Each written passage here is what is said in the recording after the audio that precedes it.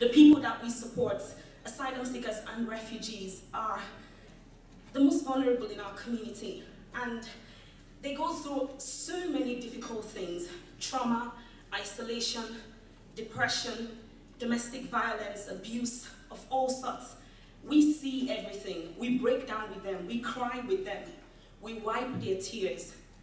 And the best part of the work that we do is when we see them smile. Their journeys are amazing.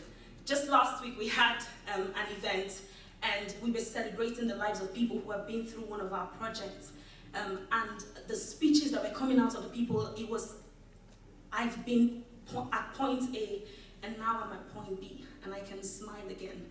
So for us, it's not about the numbers, it's not about ourselves, it's about the people that we work with. And today, we're receiving this for the people that we work with.